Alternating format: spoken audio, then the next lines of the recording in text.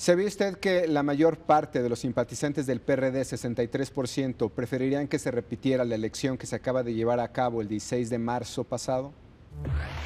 Les vamos a presentar un estudio para decirles quiénes son los emos de estas tribus urbanas.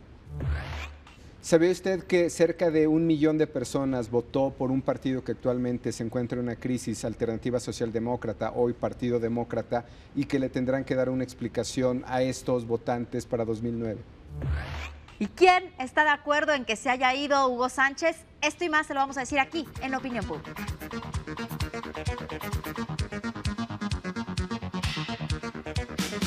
México es un país maravilloso que ya ha dado muestras de que si realmente trabajamos en equipo se pueden conseguir cosas importantes. En poco más de un año, Hugo Sánchez perdió el apoyo de los aficionados al fútbol. Más del 40% de los mexicanos estaban ya en desacuerdo con el trabajo que realizaba hasta antes de ser cesado como entrenador nacional.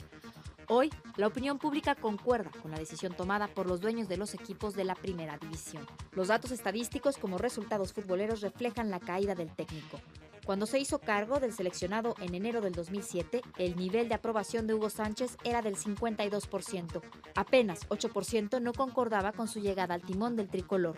En marzo, antes de que quedara fuera del seleccionado, los números eran distintos. 43% de los mexicanos lo reprobaba y tan solo 39% avalaban su tarea. En nuestro dato de actualidad con Daniel Luna, esta tarde tenemos un tema polémico, o por lo menos así ha sido durante los últimos días, y que tiene que ver con nuestra cultura, tradición deportiva, el fútbol. La destitución del director técnico de la Selección Nacional, Hugo Sánchez, y qué es lo que piensa la opinión pública de este tema. ¿Cómo ves? La triplación, el equipo de México va a seguir con mucho apoyo en los tiempos buenos y los tiempos malos. Pero la vida de un técnico es una combinación de trabajo, de liderazgo, pero también trabajo simbólico. Y yo no puedo hablar ahora de ser buen atleta, pero tenía mi tiempo como atleta. Y yo entiendo que un técnico es más de 50% de la suerte de un equipo.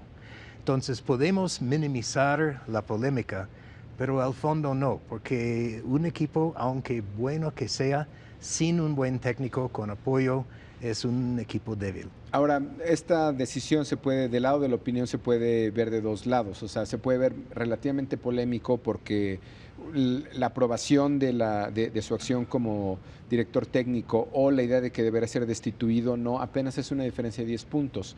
Es decir, estamos hablando de porcentajes de 50 contra 40 y el resto de la gente que no tiene una opinión definida. Me llama la atención porque no es exactamente una opinión mayoritaria. Exacto. Es ligeramente más negativa. Es más negativa entre hombres, es más negativa a mayor escolaridad. Hay como ciertas tendencias, pero en definitiva tendría una segunda lectura que es una decisión polémica. Exacto, porque yo creo que el peso de la decisión no es en base de la opinión pública. Es en base de otros criterios que son de los dueños de la federación, de los equipos. Claro. Y hay un dicho en la política y también en el deporte: el que vive de la espada puede caer de la espada. El que vive de la pluma puede caer de la pluma. Y el que vive de prometer alcances muy altos puede caer cuando no logra esos alcances. ¿Dirías que en temas de opinión es como cuando tenemos una expectativa muy alta por un presidente, por un gobernador, en este caso por un director técnico, y simplemente no cubrió nuestras expectativas? Porque finalmente el fútbol es un tema de nacionalismo. Pero también, hablando con otro sombrero, no de un analista de la opinión pública, el otro parte que hace eso muy polémica es que no es buena idea en general, hablando como partidario del deporte, de estar cambiando técnicos. Un técnico necesita un periodo como un presidente. No podemos cambiar presidentes a cada rato si cae en popularidad. Claro, en este caso, digamos, las decisiones tal vez no son de las más racionales, pero por lo menos habrá que decir que coincide con la opinión pública. Vamos a nuestro siguiente dato de coyuntura. Los perredistas mayoritariamente creen que es necesario que se repita la cuestionada elección interna. Esto porque la disputa por la dirigencia nacional del Partido de la Revolución Democrática entre Jesús Ortega y Alejandro Encinas amenaza con dividir al partido en opinión de la mayoría de los mexicanos. De acuerdo con la encuesta nacional telefónica de Parametría y Gabinete de Comunicación Estratégica, el 63% de los entrevistados que se identifican con el PRD apoyaría la repetición de los comicios, idea que entre los independientes o quienes simpatizan con otras fuerzas políticas captan 50% de las opiniones. La conflictiva elección interna del PRD es nuestro tema de hoy. Otro tema que ha sido noticioso recientemente son las elecciones de la fuerza más importante de la izquierda de este país, el PRD, y una elección muy polémica. Más o menos 55% de los ciudadanos se han enterado en encuesta telefónica de este evento, pero tal vez lo más grave, Dan, es que la mayor parte de estos ciudadanos, más del 60%, cree que fue una elección fraudulenta y más allá de eso, creen que se debería de anular.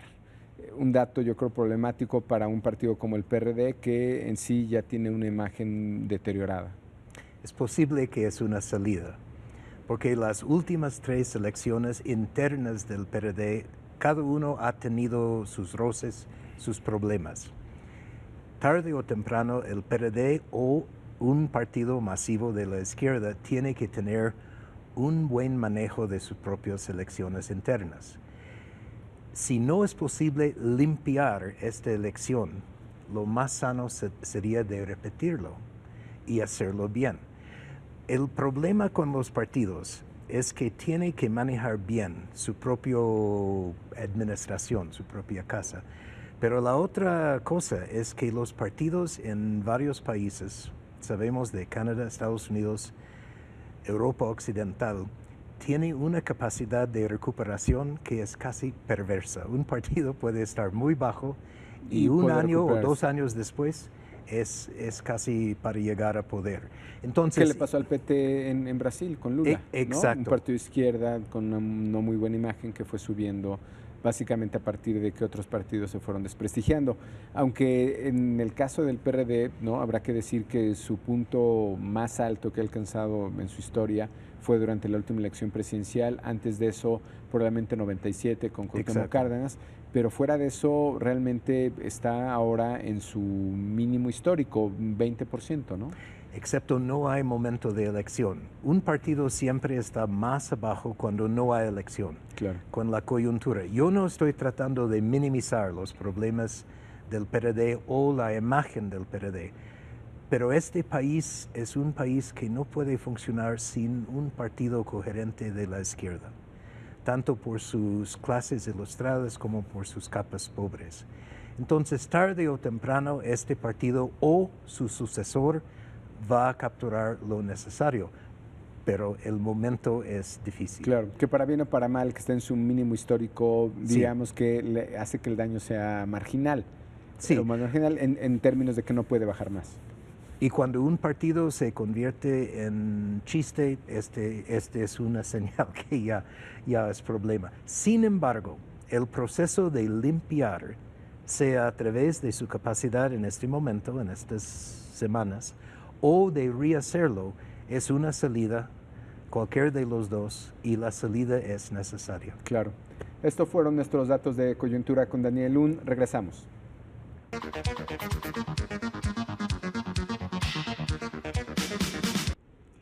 El día de hoy les voy a presentar un estudio que se hizo en De la Riva acerca de las tribus urbanas, concretamente de los emos. Ya se encuentra con nosotros David Chimal. David, ¿qué encontraste en este estudio?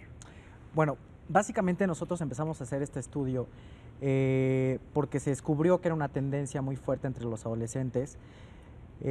Básicamente lo que está proponiendo este grupo es una nueva forma de ver la vida que resulta como bastante atractiva, ¿no? Es un cambio social bastante importante en el cual estamos viendo que el reconocer las emociones y hacerle caso a las emociones es algo que es poco común entre los adolescentes, ¿no? Y sobre todo a nivel general en la sociedad. Entonces lo que estamos viendo es que es una tendencia que puede cambiar o que está marcando una pauta hacia una evolución social en la cual las emociones juegan un papel muy importante. Ahora, de los muchachos con los que estuviste, con los que tuviste oportunidad de trabajar, ¿cuántos realmente saben lo que significa estar en esta tribu urbana? ¿O solamente están por el momento que están pasando en una etapa de desarraigo, el inicio de la adolescencia y necesitan encontrar algo con que identificarse? Bueno, lo que descubrimos es que hay como diferentes niveles de meterse a fondo en esta subcultura, ¿no? Como se le puede llegar a llamar. Pero básicamente hay unos que son los que ya están, que son como los heavy, ¿no? En los cuales sí ya vemos cierta tendencia a ser más depresivos, a llegar incluso a las autoagresiones o automutilaciones. De ahí tenemos otro siguiente nivel en el cual más bien son simplemente emocionales y tratan de expresar sus emociones en todo lo que hacen y en todo lo que dicen y en las relaciones entre ellos. Y tenemos los más light, en los cuales solo es una moda temporal que apropiaron para identificarse, ¿no? Y simplemente para demostrar y expresarse hacia los demás. A mí, ¿sabes qué me llama mucho la atención? Por ejemplo, que los emos no pueden ser gorditos porque el ser gordito es sinónimo supuestamente de felicidad. Entonces, si están un poco pasados de peso, ya no pueden ser emos. La regla no es tan clara, ¿no? Finalmente lo que importa es un poco como el look, ¿no? El look que tú des y aparte, bueno, finalmente en México tampoco tenemos a todos los chavos delgados, ¿verdad? Entonces, no es como una regla básica, ¿no? Pero finalmente, digo, sí se toma en cuenta un poco que se vean un poco como delgaditos o como un poco frágiles, ¿no? Tratan de mostrar un poco la fragilidad, pero no es una regla básica. Ahora, que algo que, que me comentabas que me llamó mucho la atención. En Londres, muchos jóvenes de Londres vinieron a México a estudiar cuál era el fenómeno de los emos.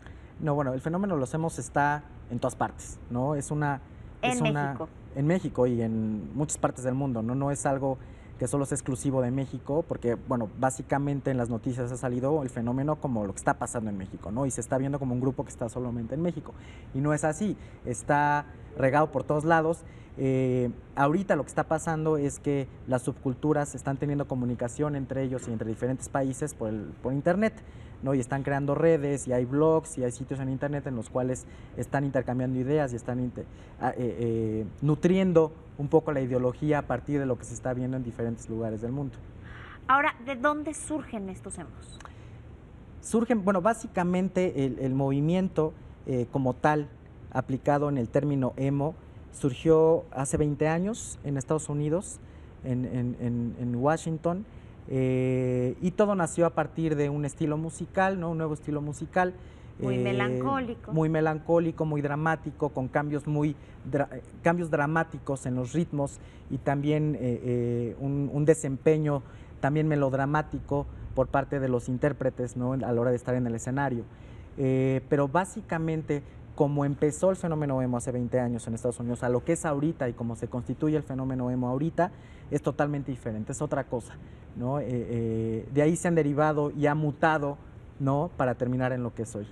¿Tienes números, por ejemplo, de cuántos emos hay en México y más ustedes con este estudio arrojaron algunos números? No, en este sentido, cuantificar a las personas que están en alguna de estas subculturas es muy difícil, ¿no? Porque tampoco es, no responde como a un patrón de conducta que tú puedas cuantificar si haces una encuesta masiva, ¿no? A nivel nacional, sino tendrías como que focalizarte en espacios donde se pueden reunir, pero básicamente es un poco complicado como decir cuántos, pero bueno, hemos visto un poco en lo que ha pasado últimamente, en los problemas que hemos tenido aquí en México y en los movimientos que se están dando, que pues sí son bastantes, ¿no? Digo, yo creo que la gente no los conocía antes de lo que está pasando actualmente, pero sí se está dejando ver que son un número de chavos importante, ¿no? Que no son poquitos, son muchos. ¿Y este conflicto que hay dentro de las mismas distintas tribus urbanas? Bueno, el conflicto lo podemos ver como una expresión de la lucha de poder y un poco también el pensar en que cuando a nivel social, y más en una sociedad como México, que es bastante elitista o una sociedad que discrimina fácilmente al de al lado, ¿no? Por lo que sea, ¿no? Físico, condición social, cultural, por lo que sea, ¿no? Pero es una sociedad que tiende a esto, ¿no? Y que básicamente se está buscando un poco experimentar el poder en algún sentido, ¿no? Entonces, al descubrir o al encontrar un grupo sobre el cual puedes descargar esta agresión y sentirte poderoso en algún momento, ¿no? Y más en un grupo que de entrada, ¿no? se está proyectando y se está manifestando como alguien débil, ¿no? Como una subcultura débil y frágil, pues bueno, es muy fácil, es un target de ataque impresionante, ¿no? Digo, bueno, muchas gracias por habernos presentado este estudio que realizaron en De la Riva Consultores. Nosotros vamos a un corte, regresamos aquí en Opinión Pública.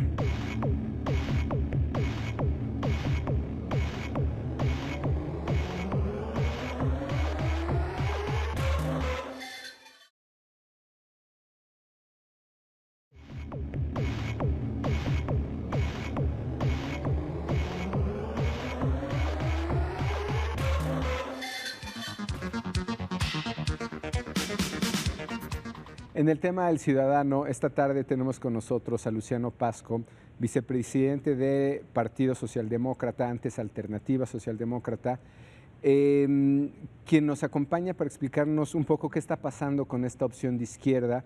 Muy probablemente nos hemos enterado de los recientes conflictos que han tenido dentro de esta fuerza política, que para algunos nos parecen de particular preocupación porque representan una fuerza social que a partir de 2006 tuvo un registro, por lo tanto una representación en el espectro político de este país, y que creemos que sería importante entender qué es lo que está pasando. Luciano, ¿cómo estás? Bien, gracias. Gracias por estar con nosotros, Encantado. Además colaborador de Proyecto 40. Luciano, ¿cómo podemos entender, qué le puedes decir al ciudadano? Ustedes al conseguir registro, consiguieron casi 1 millón de votos en 2006. Hubimos una cantidad de ciudadanos que confiamos en esta alternativa política. ¿Cómo podemos explicar qué está pasando?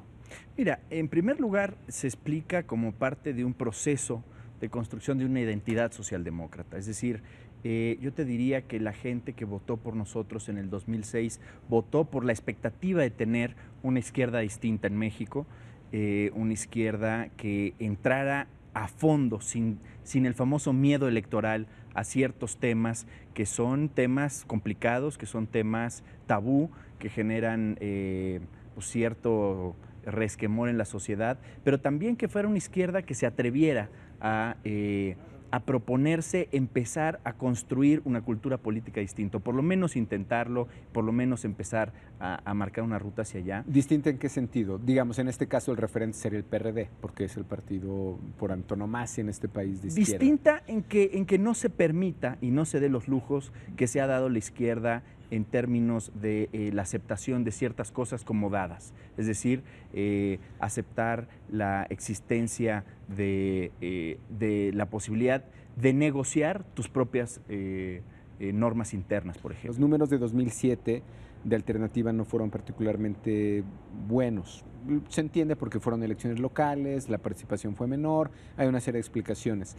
Pero pensado en términos prácticos, 2009 sería una elección muy complicada para ustedes, porque no es una elección de ejecutivo, porque es una elección literalmente de logo, de sello partidista, y en una elección donde lo que cuenta es el logo, cambiarle el nombre a ese logo y cambiarle la identidad, visto desde el punto de vista de investigación, tiene doble costo. O sea, tienes el costo de una elección intermedia, las intermedias 2009 será de 40% de participación probablemente, cuando una presidencial es de 60%, y además en medio de eso hay un cambio de identidad. Esto será casi un tema de estrategia política. ¿Cómo van a, de los números que vienen hacia dónde van? Así es, ese reto. Mira, yo por eso te decía que ese es el segundo asunto, porque para nosotros ha sido evidente, y a lo mejor muchos de los que y muchas de los que nos ven lo pueden identificar, en la prensa, en el imaginario social allá afuera, pues nos llaman PASC, nos llaman PAS, nos llaman Alternativa, nos llaman Alianza Social. Es decir, realmente tampoco hay una identidad tan clara ni tan definida. Al punto donde tú consideras que se podría girar o transformar. No, incluso lo que hemos valorado a partir de estudios cualitativos es que mantenemos en el logo básicamente la misma identidad. es decir, está nuestra misma mano roja, que la gente recordará, mano paloma. Cambiamos lo de abajo porque cambió el nombre, entonces ya no es Alternativa Socialdemócrata, es PSD, y vamos hacia la construcción de dotar de contenido la idea de un partido socialdemócrata, un PSD que se convierta en un referente de una agenda, mucho más que de un grupo de personas, que de en una algún historia. punto, perdón, Luciano, era alternativa porque era de un poco las agendas de causa, muchas de los ciudadanos que no se identificaban, incluso dentro de la izquierda, con un votante más convencional, ¿no? Entonces era el partido de la diversidad sexual, diversidad en muchos temas, ¿no? Así es. ¿Seguirán manteniendo esa identidad? No, absolutamente. Es decir, incluso la agenda de la socialdemocracia es la agenda de derechos. Y la agenda de derechos empieza por los derechos de la mujer, los derechos de la minoría, los derechos de todos aquellos que son discriminados y maltratados por las convenciones sociales. El partido seguirá, pero nítidamente sobre esa agenda. Incluso nada más hay que ver lo que hemos hecho en el DF. Empujamos la despenalización del aborto, las sociedades de convivencia, estamos incluso en la discusión de la ley de cambio de sexo. Es decir, nuestra agenda sigue siendo esa. Yo te diría, el meollo del asunto, y que creo que es fundamental, es explicarnos por qué el Partido Socialdemócrata hoy lo que necesita es reconfigurarse frente a la ciudadanía, volver a dotar de significado a su agenda, salirse de este esquema de conflicto en el que hemos estado, y hay que decirlo con toda franqueza, hemos estado porque tenemos que aprender a respetar nuestra legalidad interna. Y nuestra legalidad ahora, interna... en ese punto, regresando a mi pregunta de origen, entiendo que para ustedes es un proceso y tal vez al interior ustedes entienden muy bien en qué consiste ese proceso.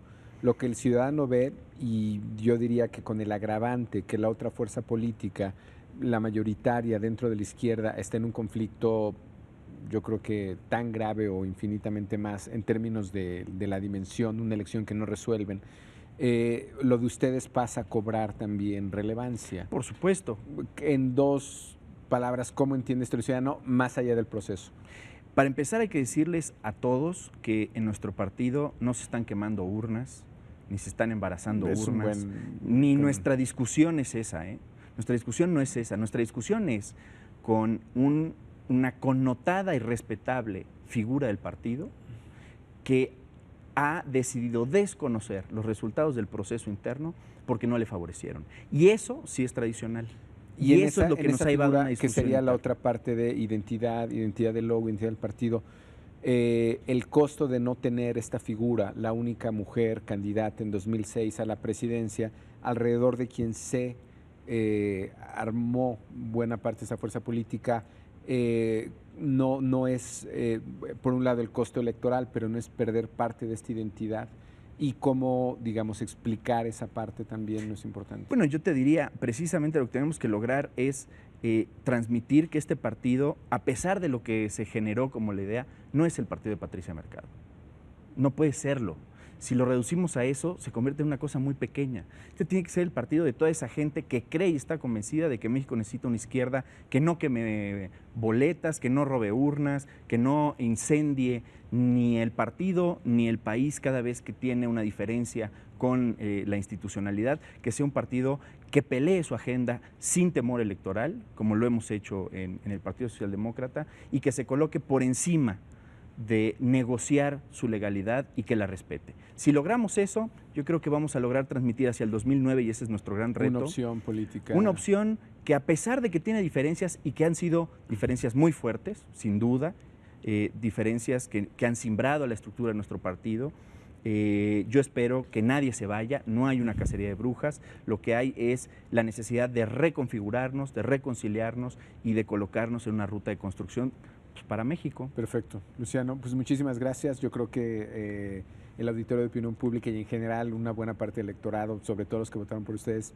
estarán muy interesados en esta entrevista y estarán muy interesados en este tipo de respuestas. Gracias, Paco, y que quede absolutamente claro, la socialdemocracia sigue existiendo en nuestro país y va a haber una opción distinta. Perfecto. Esto fue Luciano Pasco en El Ciudadano, vicepresidente del Partido Socialdemócrata. Regresamos a las conclusiones.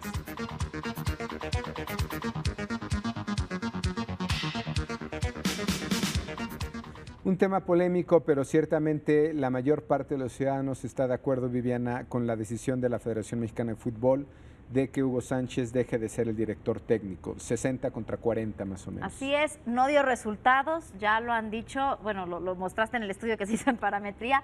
La mayor parte de los mexicanos está totalmente de acuerdo en que se vaya Hugo Sánchez. Un cambio radical de opinión, mientras en enero de 2007 en encuesta de vivienda cerca de 52% estaba de acuerdo con que él fuera el director técnico. Un año y un poco más después en encuesta telefónica, ciertamente el método afecta algo, pero 10% más de la gente, ¿no? Es más 50 contra 40 y un 10% que no sabe, diría que tuvo la suficiente oportunidad y Pero, ha Paco, pasado. es que los mexicanos somos muy optimistas, entonces al principio de la encuesta, el primer estudio que se hizo, pensaban que íbamos a tener mejores resultados y vemos los resultados que ha tenido la selección mexicana, que han sido, bueno, lamentables. Que como lo decía Dan Luna, es un tema de expectativas más que de resultados probablemente. Por otra parte, un tema de preocupación para el PRD, si bien 53% de la población dice que se debería repetir esta elección, entre perredistas este porcentaje, Viviana, se va a 63%. Es impresionante que adentro del propio PRD quieran repetir estas elecciones, consideren que hubo fraude en las elecciones. ¿Qué se puede esperar en una elección ahora que enfrentan una elección nacional? Y casi 70% que considera que este partido se podría dividir. Yo creo que es algo que observaremos en el futuro, pero si bien la paradoja en esto es que no le ha afectado del todo la preferencia electoral. Los porcentajes que tenemos son bastante estables. El PAN lo prefiere el 40% de la población, el PRI alrededor del 35% y el PRD sigue en este mínimo histórico de 20% aún en esta crisis. Les afectó mucho más la crisis de López Obrador en la contienda presidencial con el presidente Felipe Calderón, les afectó seriamente y severamente el plantón que hubo en Reforma, pero también vemos que en este momento, con esta fractura que hubo adentro del PRD, estos constantes conflictos, no les ha afectado tanto en la opinión pública como se pronosticaba. Así es. Y finalmente, alguna explicación del vicepresidente del Partido Socialdemócrata, Luciano Pasco, sobre la crisis que tiene la otra parte de la izquierda. Otra crisis que finalmente era la que volteábamos a ver como una verdadera izquierda en México. Alguna alternativa. También hay Los esperamos crisis. el siguiente domingo, 6 de la tarde. Esto fue Opinión Pública. Francisco Abundis y Viviana Belsazo. Que tengan buena semana. Viviana.